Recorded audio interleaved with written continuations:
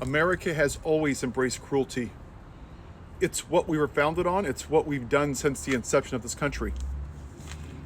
It was cruel what we did to the Native Americans when we colonized them by the millions, taking their land. It was cruel when we brought black people over here as slaves against their will and forced them to do what we wanted. It was cruel when we designed this country and said that only 21-year-old white men had rights and that a black person made in the image of God in this Christian nation was only worth 3/5 of a human being. It was cruel when they couldn't drink from the same water fountain or sit on the same bus or sit in the same church.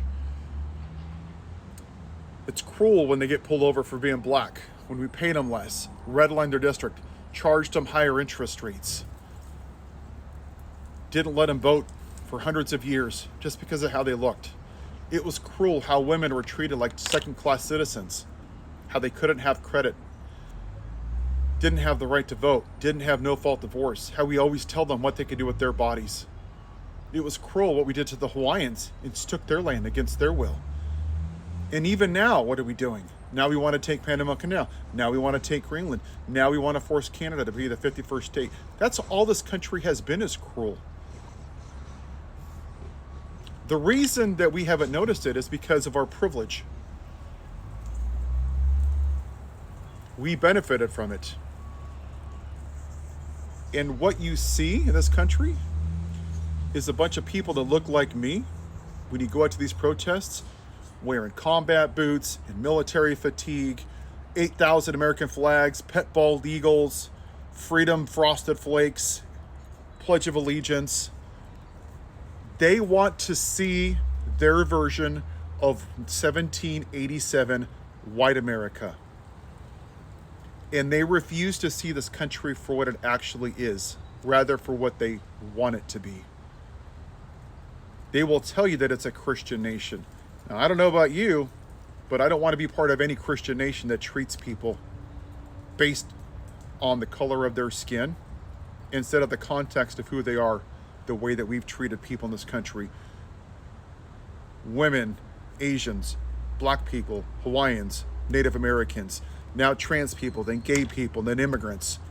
We've treated everybody cruel that doesn't fit in to the founding fathers' version of a straight white Christian America.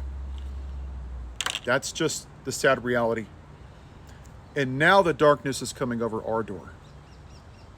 Now people are finally starting to see that maybe this isn't the greatest country in the world. In fact, it's not even the greatest country in North America. In the movie The Matrix, Cyrus is unplugged from the Matrix and he sees the world for what it is and he doesn't like it. So he makes a deal with Agent Smith to be plugged back into the Matrix, knowing that the Matrix isn't real. And that's what we're seeing. Donald Trump is Agent Smith, and Cyrus are these MAGA people that want to go back to their white version of America. They don't want to see woke America. What woke America is this conversation that I'm having, saying that we're not the greatest country, that we never have been, that we've never treated everybody on the context of their character instead of for what they look like. All we've done is been cruel to people based on what they look like. And part of this country, that uneducated white base, those fake Christians that peaked in elementary school, those guys don't want to see America for what it is. They never will. So when they saw Barack Obama sitting behind the Resolute desk instead of picking their cotton, they lost their shit. And their version of this great country was disrupted. So they went back to the plantation owner. They said, I want 1787. This is what I want America to be. And we're finally seeing enough people that look like me to stand up and say, the hell we are.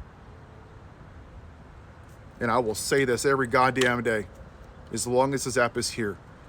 I'll be damned if I'm not going to speak out about this, because this has been a cruel country to everyone that doesn't look like me. And it's about damn time that we made a great America great for everybody, not just my demographic. Have a good day.